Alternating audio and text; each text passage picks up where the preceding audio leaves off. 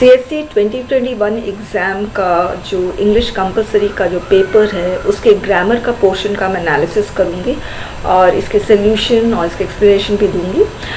तो आपको ये क्वेश्चन पेपर नज़र आ रहा है। ग्रामर का पोर्शन 4A से शुरू हो रहा है। इसके पहले précis है, रीडिंग कॉम्प्रहेंशन है, ठीक है। 4A, 4B, 4C, 4D, 5A, 5B। तो 5B और 5 ये 5B जो है और ये 5D है, इसके बारे में मैं कोई डिस्कशन नहीं करूँगी, ये मेक द सेंटेंस का है।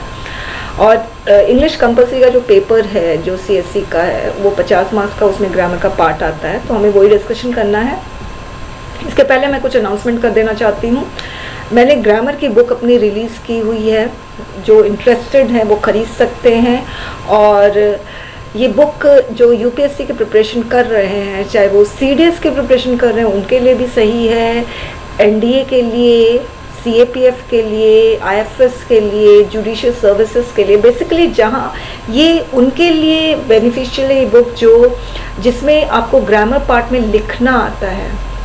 MCQ वाले क्वेश्चंस जो आते हैं उनके लिए उतना बेनिफिशियल नहीं है, कहने का मतलब उस तरह के क्वेश्चंस नहीं है, MCQ टाइप के क्वेश्चंस नहीं हैं उस बुक में। उस बुक में UPSC बेस्ड क्वेश्चंस है जिसमें डिस्क्रिप्टिव टाइप के ग्रामर के क्वेश्चंस होते हैं, वो वाले क्वेश्चंस हैं। तो basically CAPF, IFS, judicial services के एग्जामिनेशन होते हैं, या CAPF या इंग्लिश कंपलसरी जो CSE का होता है, उनके लिए बहुत अच्छी बुक है। मैंने एक और बुक रिलीज़ की है, वो राइटिंग सेक्शन की बुक रिलीज़ की है CAPF के लिए, और जिसमें ऐसे, précis, reading comprehension, report, argument, ये सारे होंगे। इसके अलावा मैंने सिर्फ रीडिंग कॉम्प्रहेंशन की ही एक अलग से बुक रिलीज़ की है। अगर जिसको रीडिंग कॉम्प्रहेंशन की प्रैक्टिस करनी है सिर्फ और सिर्फ रीडिंग कॉम्प्रहेंशन की, तो वो बुक खरीद सकते हैं। और या जिसको सिर्फ précis की प्रैक्टिस करनी है, तो précis की भी मैंने एक अलग बुक रिलीज़ की है, वो भी आप खरीद सकते हैं। इसके सारे बुक्स के लिंक आपको डिस्क्रिप्शन बॉक्स में मिल जाएंगे। तो चलिए शुरू करते हैं।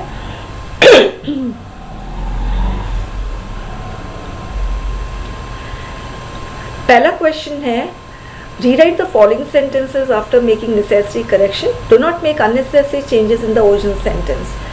तो ये एक्चुअली स्पॉटिंग एरर का क्वेश्चन है और इसमें आप लोगों को एरर को स्पॉट करके सेंटेंस को रीराइट करना है। My sister prefers dogs and cats. तो यहाँ पे ये प्रेफर्स वाला जो क्वेश्चन है, ये जो प्रेफर बेस्ड क्वेश्चन है वो फेवरेट क्वेश्चन है सारे कॉम्पिटिटिव एग्जाम्स का। तो प्रेफर पे यूजुअली जो क्वेश्चन आता है वो मैं बता दूँ। प्रेफर का मतलब होता है प्राथमिकता देना, और प्राथमिकता देने के लिए हम इंग्लिश में उसके लिए वर्ड्स जो एक्सप्रेस करते हैं प्रेफर के साथ, वो है या तो टू या तो रैदर दैन, इसके अलावा कोई भी नहीं, ठीक है। तो I prefer tea to milk, I prefer tea rather than milk, दोनों यूज़ कर सकते हैं, मगर कभी दैन यूज़ नहीं हो सकता। यहाँ पे टू प्रेपोजिशन है और रैदर दैन यहाँ पर एडवर्ब है। तो इसमें सही होगा my sister prefers dogs to cats, then हटा दो, या माई सिस्टर प्रेफर्स डॉग्स आप इसमें लिख सकते हो रादर दैन, आप रादर दैन लिख सकते हो, ओके।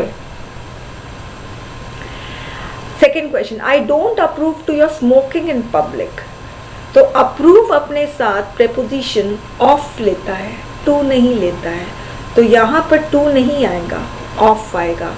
तो जो मेरी ग्रामर की बुक है उसमें अगर आप, जिसके पास भी ये बुक है, अगर आप फिक्स प्रेपोजिशन में जाओगे चैप्टर, तो आपको टेबल्स नज़र आएंगे, टू के टेबल है, टू प्रेपोजिशन के टेबल है। तो कौन कौन से वर्ड्स प्रेपोजिशन टू लेते हैं, कौन कौन से वर्ड्स प्रेपोजिशन ऑफ लेते हैं, वो आपको दिखेगा। तो उसमें आपको ये वर्ड अप्रूव भी दिखेगा। Next question, one of my student has got the prestigious Commonwealth scholarship this year. ये जो क्वेश्चन है ये इस स्ट्रक्चर पे बेस्ड है, one of my student has got the prestigious, ये वाला जो स्ट्रक्चर है, one of my student has got. तो इस स्ट्रक्चर के बारे में मैं बहुत बातें करती हूँ और मैं आपको इस स्ट्रक्चर के बारे में बता दूँ। इस स्ट्रक्चर से बहुत सारे क्वेश्चन पूछे जाते हैं। मैं लिख रही हूँ, one of my student has done his work. तो अब आप इसमें देखो स्टूडेंट्स की कैसे क्वेश्चन पूछे जाते हैं इस पर। One of my students has done his work, तो यहाँ पर पहला जो क्वेश्चन पूछा जाता है, यहाँ पे मैं माई भी लगा सकती हूँ, द भी लगा सकती हूँ, दीज भी लगा सकती हूँ, दोज भी लगा सकती हूँ, देयर भी लगा सकती हूँ, कुछ भी। तो देखिए पहला क्वेश्चन इनसे पूछा जाता है, इनको कहते हैं एडजेक्टिव। और एडजेक्टिव क्या होता है? जो नाउन के पहले आता है। तो ये नाउन है और ये वाला नाउन हमेशा प्लूरल होगा। तो यहाँ पर प्लूरल नाउन हमेशा। तीसरा जो है ये वर्ब बेस्ड क्वेश्चन आता है। और चौथा है ये आपका प्रोनाउन एडजेक्टिव, कुछ भी आप अभी समझ लो। फिलहाल ये एडजेक्टिव है, यहाँ पर कोई स्टूडेंट को प्रोनाउन लगता है तो कोई प्रॉब्लम नहीं है। अब देखिए ये जो स्ट्रक्चर है, one of my students has done his work, या आप इसमें लिख लो ईदर ऑफ माई स्टूडेंट्स, या लिख लो नीदर ऑफ माई स्टूडेंट्स, है ना, ईच ऑफ माई स्टूडेंट्स लिख सकते हो। तो वन, ईदर, नीदर, इस तरह से अगर आपका आता है तो ध्यान रखना सबसे पहला एरर इससे पूछा जाता है कि ये जो नाउन है स्टूडेंट्स, इस नाउन के पहले कुछ ना कुछ आएगा। अगर वन आया, ईदर आया, नीदर आया, ईच आया, ठीक है। वैसे इस पे और भी है, बोथ भी आ सकता है, मगर अभी मैं इन तीनों के बारे में ही बता रही हूँ, तीनों नहीं चारों के बारे में, वन, ईदर, नीदर, ईच। तो इसमें ये है कि जब इस तरह के आपके आते हैं वन, ईदर, नीदर, ईच, तो यहाँ पर एडजेक्टिव आना बहुत ज़रूरी है। चाहे वो द आए, माई, दीज, दोज, देयर, कोई भी एडजेक्टिव आए, मगर आना ज़रूरी है। और एडजेक्टिव क्या होता है? एडजेक्टिव ऐसा शब्द होता है जो नाउन के पहले आता है। आप पार्ट्स ऑफ स्पीच वाले या प्लेलिस्ट में जाओगे तो उसमें एडजेक्टिव मैंने बहुत अच्छे से समझाएंगे कैसे आइडेंटिफाई करते हैं। एनीवेज, तो ये नाउन के पहले आया है तो ये एडजेक्टिव है, तो आपका कोई ना कोई एडजेक्टिव आएंगे। तो आप क्वेश्चन पेपर में क्या करते हैं क्वेश्चन सेटर्स कि इन एडजेक्टिव को उड़ा देते हैं, ऐसे बोलते हैं one of students, one of students. तो वो गलत हो गया क्योंकि एडजेक्टिव नहीं है। One of the students, one of my students, one of these students. दूसरा एरर पूछा जाता है इससे, क्या करते हैं, हमेशा प्लूरल नाउन होगा, either of my students, neither of my students, each of my students, हमेशा प्लूरल नाउन होगा। अब क्वेश्चन सेटर्स क्या करते हैं, इसको सिंगुलर कर देते हैं, तो वो एरर हो गया, ठीक है। तीसरा पूछा जाता है एरर, वो है verb based error. Verb based error तो बहुत फेवरेट एरर बेस्ड क्वेश्चंस है। तो वर्ब बेस्ड एरर में क्या करते हैं ये लोग कि ये जो वर्ब है वो किसके अकॉर्डिंग लगेगा। अगर आपने सब्जेक्ट वर्ब एडजस्टमेंट वाला चैप्टर अगर आपने पढ़ा होगा, वो वीडियो वॉच किया होगा, आप मेरे चैनल के प्लेलिस्ट में जाना, आपको प्लेलिस्ट दिखेगा 2020 CAPF 2022 CAPF grammar complete video course, इस तरह का प्लेलिस्ट का नाम होगा। उस प्लेलिस्ट में अगर आप सब्जेक्ट वर्ब एडजस्टमेंट लेवल 4 वाला वीडियो आपने अगर वॉच किया है तो उसमें साफ साफ मैंने बताया है कि सब्जेक्ट वर्ब एडजस्टमेंट में वर्ब जो है वो सब्जेक्ट के अकॉर्डिंग लगता है। हमेशा ध्यान रखना, वर्ब सब्जेक्ट के अकॉर्डिंग ही लगता है। जैसा सब्जेक्ट होगा वैसा वर्ब होगा। Subject singular, verb singular, subject plural, verb plural, subject present, verb present, subject past, verb past. तो जैसा वर्ब होगा ना, जैसा सब्जेक्ट होगा ना वैसा ही वर्ब होगा। फाइन। तो अब आप देखो ये वर्ब है, अब आप कैसे डिसाइड करोगे कौन सा वर्ब लगेगा, सिंगुलर लगेगा कि प्लूरल लगेगा? ऑब्वियसली सब्जेक्ट के अकॉर्डिंग। सब्जेक्ट सिंगुलर तो वर्ब सिंगुलर, सब्जेक्ट प्लूरल तो वर्ब प्लूरल। अब आप देखो ये वर्ब है तो वर्ब के पहले जो भी आएगा सब्जेक्ट है, तो आपका ये वन ऑफ माई स्टूडेंट्स पूरा का पूरा सब्जेक्ट है।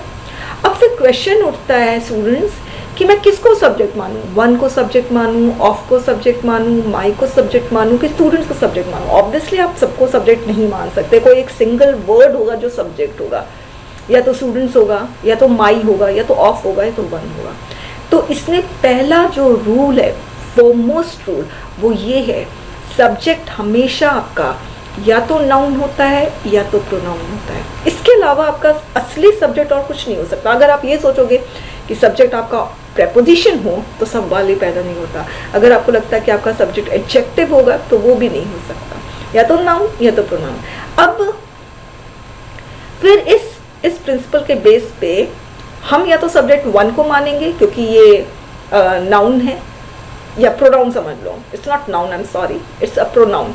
वन प्रोनाउन है और स्टूडेंट्स नाउन है, तो सब्जेक्ट या तो वन होगा या तो स्टूडेंट्स होगा। इसके अलावा preposition, article, adjective, adverb, conjunction, ये सब कोई भी सब्जेक्ट नहीं हो सकता, राइट? ठीक है, तो फिर अगर आपने वो वीडियो देखा होगा लेवल 4 वाला वीडियो, तो उसमें मैंने बताया है यदि सब्जेक्ट में आपके प्रेपोजिशन दिखता है, कभी 1, कभी 2, कभी 4 प्रेपोजिशंस होते हैं, जितने ज़्यादा प्रेपोजिशंस उतने लंबे सब्जेक्ट। तो यदि आपको सब्जेक्ट में प्रेपोजिशन दिखता है तो जो फर्स्ट प्रेपोजिशन है, हालांकि इसमें एक ही प्रेपोजिशन है, तो जो फर्स्ट प्रेपोजिशन है, फर्स्ट प्रेपोजिशन के पहले जो भी आ जाएगा ना, वो आपका असली सब्जेक्ट होगा। तो 1 ये असली सब्जेक्ट है क्योंकि ये प्रेपोजिशन के पहले आ रहा है। तो 1 सिंगुलर है तो वो भी सिंगुलर होगा, राइट?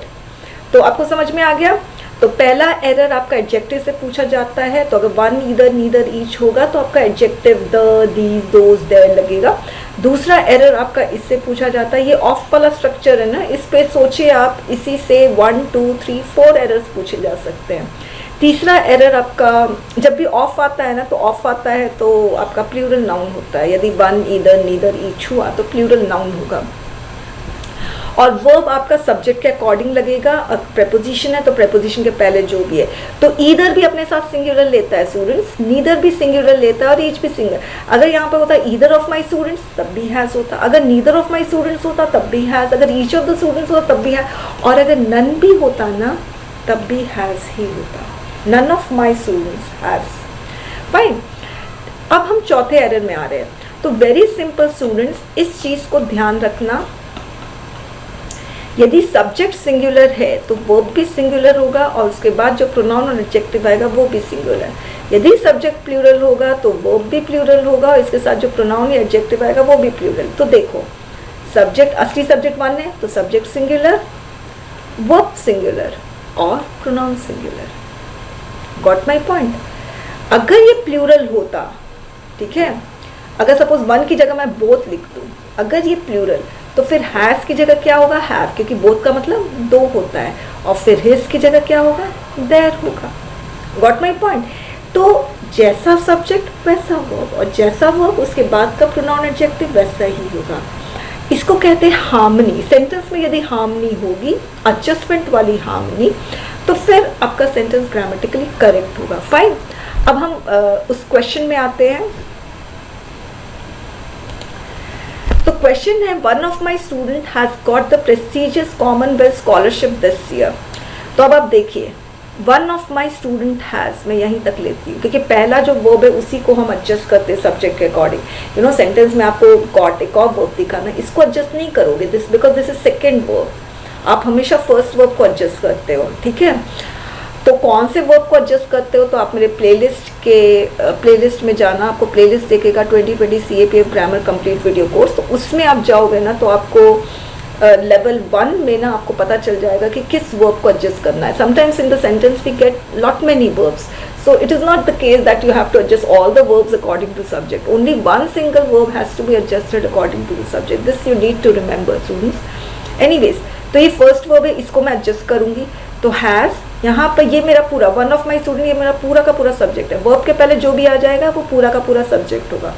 तो वन ऑफ माई स्टूडेंट पूरा का पूरा सब्जेक्ट। अब इसमें प्रेपोजिशन आ गया, तो प्रेपोजिशन के पहले असली सब्जेक्ट होगा। तो वन असली subject, one singular, has singular, कोई प्रॉब्लम नहीं है। यहाँ पर एडजेक्टिव वाला केस का भी प्रॉब्लम नहीं है क्योंकि एडजेक्टिव है। तो प्रॉब्लम कहाँ है?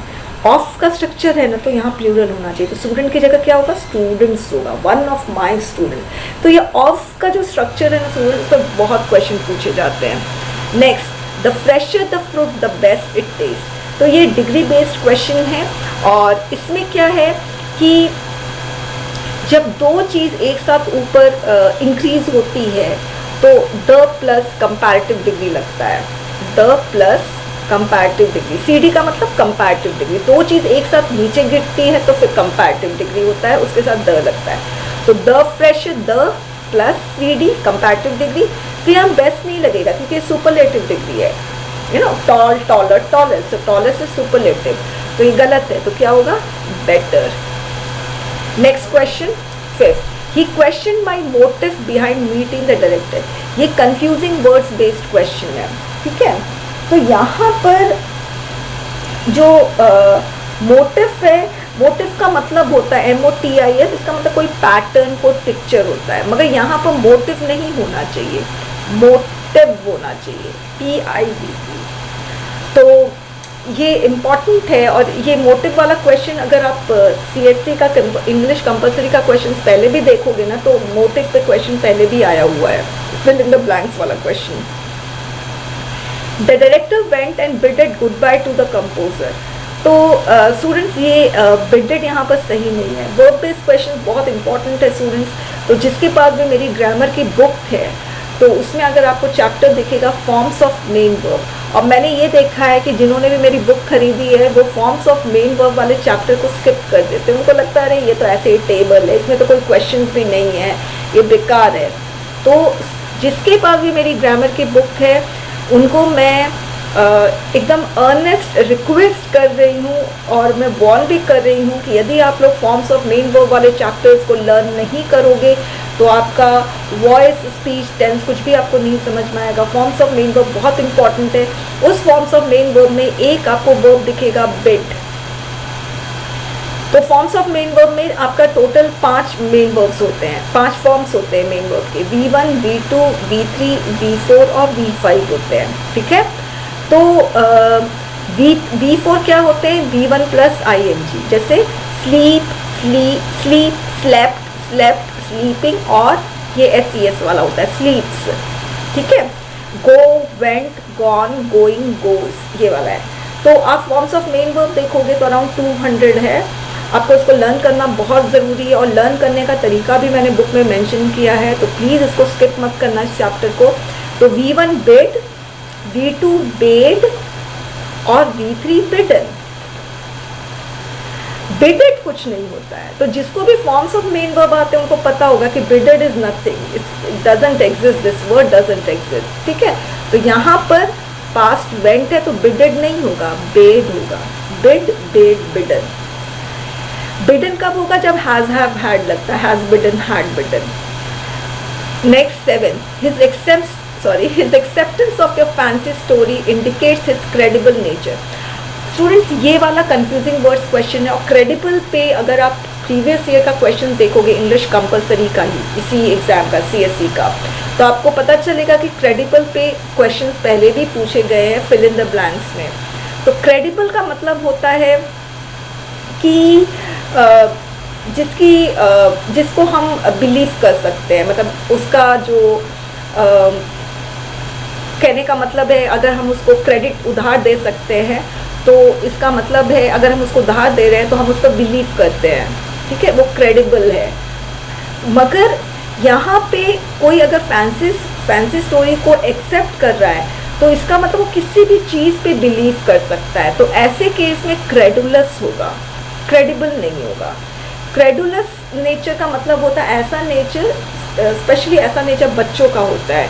अगर हम बच्चों को बोलेंगे पता है इंसान भी हवा में उड़ता है, तो बच्चे बोलेंगे सच में मुझे भी उड़ना है, तो वो लोग हर चीज़ पे बिलीव कर लेते हैं। तो उनका क्रेडुलस नेचर होता है जो हर चीज़ पे बिलीव कर लेता है। मगर क्रेडिबल का मतलब होता है कि जिस पे हम बिलीव कर सकते हैं, राइट। अच्छा, next, are you invited for the office party. तो यहाँ पर इन्वाइटेड के साथ कभी भी फॉर नहीं आता है, टू आता है। ये भी फेवरेट क्वेश्चन है सारे कॉम्पिटिटिव एग्जाम का कि इन्वाइटेड अपने साथ कौन सा प्रपोजिशन लेता है। Next, when I will reach home I let you know the details of the event. तो जिसने भी जो भी मेरे ग्रामर के वीडियोस देख रहे हैं, तो अगर उन्होंने कंडीशनल सेंटेंस देखा है तो कंडीशनल सेंटेंस में भी ये चीज़ मैंने बताई है। अगर किसी ने टाइम एडजस्टमेंट का देखा हुआ है तो टाइम एडजस्टमेंट में मैंने ये वाली चीज़ बताई है। और क्या बताया है कि 3 टाइम कॉम्बो नॉट पॉसिबल। देखिए ये सेंटेंस है, यहाँ पे फुल स्टॉप है। इस सेंटेंस के अंदर हमारे पास 2 सेंटेंस है। When I will reach home ये एक सेंटेंस है, I let you know the details of the event ये दूसरा सेंटेंस है। जब एक सेंटेंस के अंदर 2 सेंटेंसेस आते हैं स्टूडेंट्स, तो 3 टाइम कॉम्बो नॉट पॉसिबल। पहला time combo future future not possible. तो देखो विल फ्यूचर। दूसरा time combo modals not possible. जब एक सेंटेंस के अंदर 2 सेंटेंसेस दिखते हैं तो उसमें मोडाल, विल भी मोडाल है, will, would, shall, should, can, could, may, might, must, ये सारे मोडाल्स है। तो विल मोडाल, तो मोडाल कॉम्बिनेशन नॉट पॉसिबल। तीसरा combination past future combination not possible. तो गॉट इट, जैसे विल और एक when I went home I will do this work, तो went and will past future का कॉम्बिनेशन नॉट पॉसिबल। तो ये 3 चीज़ आपको ध्यान रखना है, फाइन। तो इसमें आपको गलती पता चल गई कि विल और विल का combination not possible. Another question, मैं कौन सा विल हटाऊँ?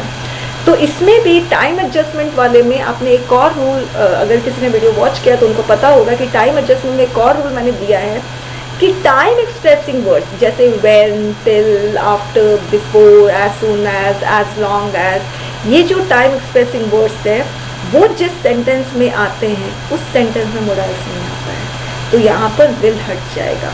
तो when I reach home I let you know the details of the event. Next 10th, the university comprises of several departments. ये भी बहुत फेवरेट क्वेश्चन है सारे कॉम्पिटिटिव एग्जाम्स का कि कॉम्प्राइजेज अपने साथ ऑफ नहीं लेता है, कंसिस्ट अपने साथ ऑफ लेता है, कंसिस्ट ऑफ, मगर कॉम्प्राइज आ जाए तो वो अपने साथ ऑफ नहीं लेगा, फाइन। चलिए अब हम नेक्स्ट में आते हैं। 4B, supply the missing word. The home stay provide it's guest, provide अपने साथ, इस पर प्रेपोजिशन के बहुत क्वेश्चंस आए हैं, अगर आप देखोगे तो प्रेपोजिशन इटसेल्फ बहुत इंपॉर्टेंट है। देखिए प्रेफर अपने साथ प्रेपोजिशन TO2 लेता है, एक क्वेश्चन। सेकंड, अप्रूव के साथ ऑफ आया, ये एक और प्रेपोजिशन बेस्ड क्वेश्चन है। फिर उसके बाद 8th क्वेश्चन, ये भी प्रेपोजिशन बेस्ड है, तीसरा। 10th कॉम्प्राइज के साथ ऑफ नहीं लेता है, ये चौथा प्रेपोजिशन बेस्ड क्वेश्चन है। अब 5वां प्रेपोजिशन बेस्ड क्वेश्चन ये वाला है कि प्रोवाइड्स अपने साथ विद लेता है, तो प्रेपोजिशन बेस्ड क्वेश्चन तो बहुत आए हैं।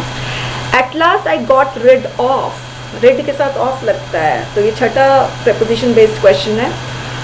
आई मीन मेरे ख्याल से ये सारे प्रेपोजिशन बेस्ड क्वेश्चन हैं। अच्छा, all my expenses were paid by the office. अब यहाँ पर कौन सा प्रेपोजिशन लगेगा मुझे नहीं समझ में आ रहा था, अगर आप लोग कुछ इसमें मदद कर सकते तो बताइएगा।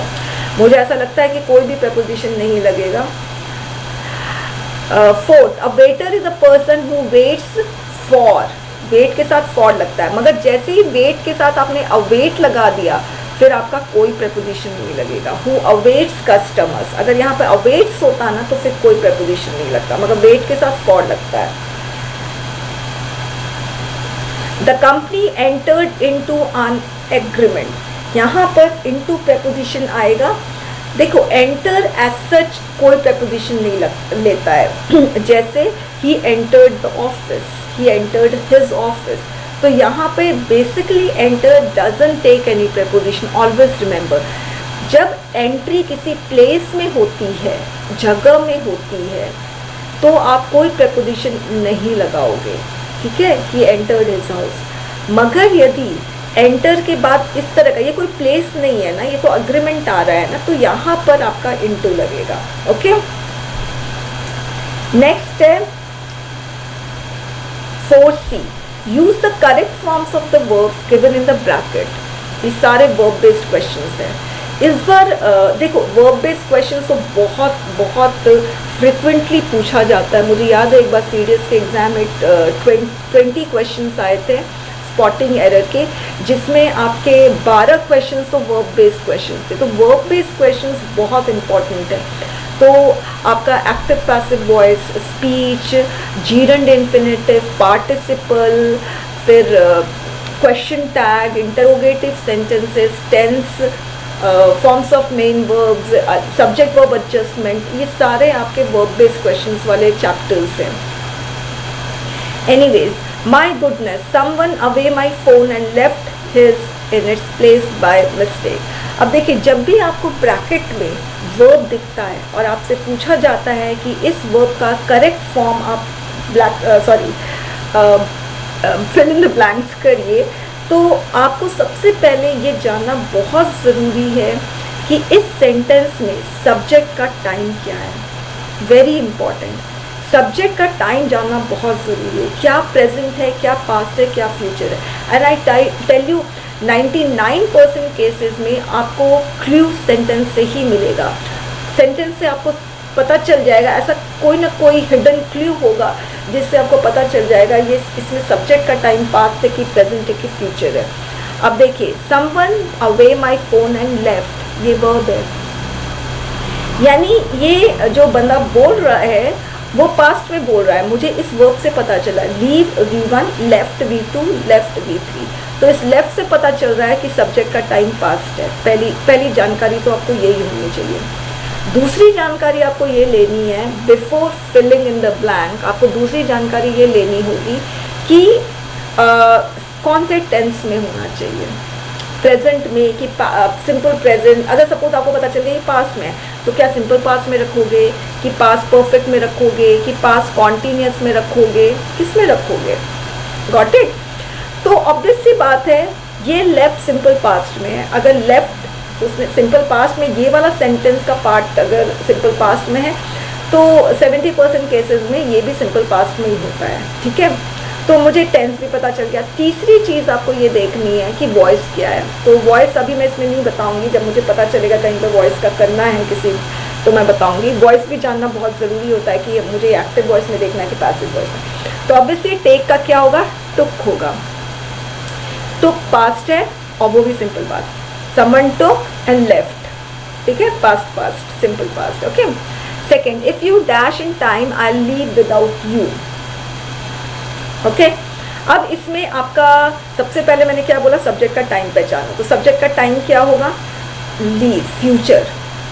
तो आपको अगर लग रहा है कि यहाँ पर फ्यूचर हो सकता है, क्योंकि यहाँ पर आई विल लीव ये फ्यूचर, तो आपको लग सकता है कि यहाँ पर भी फ्यूचर हो सकता है। मगर स्टूडेंट्स आपको ध्यान होगा, मैंने आप लोगों को कहा था कि future future combo not possible, 3 time combo not possible. When the sentence has got 2 sentences then you can not have 3 time combo, future future, past future, modals modals obviously. तो यहाँ पर आप फ्यूचर नहीं लगा सकते हो। ठीक है, तो क्या लगाओगे, प्रेजेंट फ्यूचर का कॉम्बिनेशन हो सकता है, पास्ट फ्यूचर का भी कॉम्बिनेशन नहीं हो सकता। तो यहाँ पर आपका पास्ट भी नहीं लगेगा, वो भी गलत हो जाएगा क्योंकि पास्ट फ्यूचर का भी कॉम्बो नहीं होता है। तो बचा क्या आपके पास, आपके पास प्रेजेंट बचा।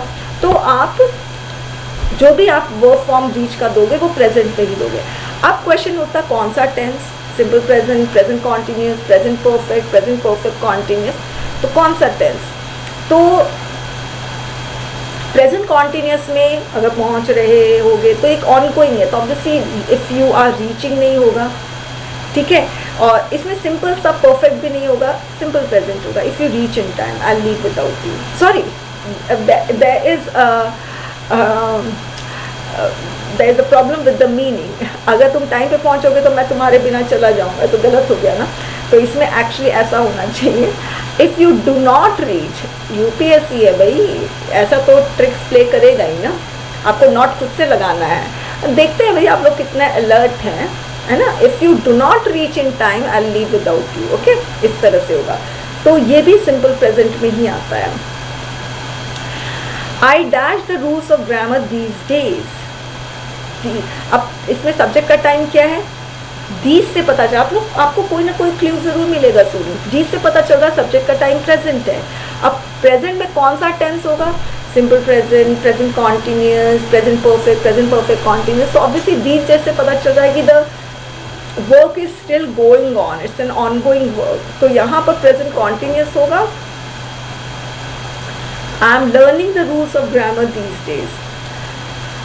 Fourth, I used to have a pair of binoculars, but I dashed it yesterday because I needed money. Fine. तो अब इसमें सब्जेक्ट का टाइम क्या है, used, क्लू देखो, पास्ट, yesterday से ही पता चल रहा है पास्ट, needed से ही पता चल रहा है पास्ट, तो सब्जेक्ट का टाइम पास्ट है। अब टेंस में कौन सा होगा, पास्ट का कौन सा, past continuous, past perfect, past simple past कौन सा होगा। तो ऑब्वियसली जब भी आपको सब्जेक्ट का टाइम दिखता है जैसे you know yesterday, last year, 2 days back, इस तरह से अगर आपको सब्जेक्ट का टाइम दिखता है, पास्ट का टाइम मेंशन होता है, तो आप हमेशा सिंपल पास्ट लगाते हो। तो पॉन का क्या होगा, पॉन होगा। ठीक है, the decision before I join the meeting. तो सबसे पहले सब्जेक्ट का टाइम आपको क्लू क्या मिल रहा है, इससे पता चल रहा है, जॉइंट से पता चल रहा है कि सब्जेक्ट का टाइम पास्ट है। अब सब्जेक्ट का टाइम पास्ट है तो ऑब्वियसली यहाँ पर पास्ट है तो टेंस कौन सा होगा, simple past, present perfect, sorry past perfect, continuous. तो इसमें एक चीज़ आपको ध्यान रखना है कि इसमें एक और रूल है जो मैं आपको बता दूं। अगर आपको 2 एक्शन दिख रहे हैं और उसमें से एक एक्शन पहले हुआ है, एक एक्शन बाद में हुआ, बिफोर से पता चल रहा है कि डिसीजन पहले लिया गया है, मीटिंग बाद में ज्वाइन किया गया है, तो ऐसे केस में जो एक्शन पहले हुआ है, पहला, P फॉर पहला, P फॉर पास्ट परफेक्ट, तो जो एक्शन पहले हुआ है उसमें पास्ट परफेक्ट लगेगा। तो मेक का पास्ट परफेक्ट होगा हैड मेड, और जो एक्शन बाद में हुआ है वो सिंपल पास्ट होगा। अब एक और इसमें हम आते हैं वॉइस। मैंने आपको बोला था अगर मुझे कुछ ऐसा क्वेश्चन दिखेगा जिसमें वॉइस मुझे अप्लाई करना पड़ेगा तो हम करेंगे। अब देखो एक्टिव वॉइस और पैसिव वॉइस। एक्टिव वॉइस में क्या होता है कि ये someone took away my phone, तो ये एक्टिव वॉइस है। एक्टिव वॉइस सिंपल टेंस का स्ट्रक्चर होता है, हमेशा ध्यान रखना। टेंस के जो भी स्ट्रक्चर है ना, आई ईट, यू ईट, दे ईट, तो ये टेंस का स्ट्रक्चर है। टेंस का स्ट्रक्चर हमेशा एक्टिव वॉइस में होता है, जिसमें डूअर शुरुआत में होता है। फ़ोन लेने का काम कौन किया, समवन। मगर पैसिव वॉइस टेंस के स्ट्रक्चर को फॉलो नहीं करता है और उसमें डूअर है ना शुरुआत में नहीं होता है, सब्जेक्ट में नहीं होता है। तो डिसीजन लेने का काम क्या, मतलब कि मेक करने का काम क्या, डिसीजन कर रहा है, नहीं, डिसीजन को लिया जा रहा है, डिसीजन खुद डिसीजन नहीं ले रहा है, राइट। तो decision is not the doer, तो ये पैसिव वॉइस है। तो इसमें आपका असली आंसर होना चाहिए, इसको पैसिव वॉइस करोगे। हैड मेड का पैसिव वॉइस क्या होगा, had been made. The decision had been made before I join the meeting. Clear. और ये जो 5th A है इसका मैं नेक्स्ट वीडियो में करूँगी, क्योंकि फिर ये वीडियो बहुत बड़ा हो जाएगा, और ये वाला भी मैं नेक्स्ट पार्ट में ही करूँगी। ठीक है, थैंक यू सो मच।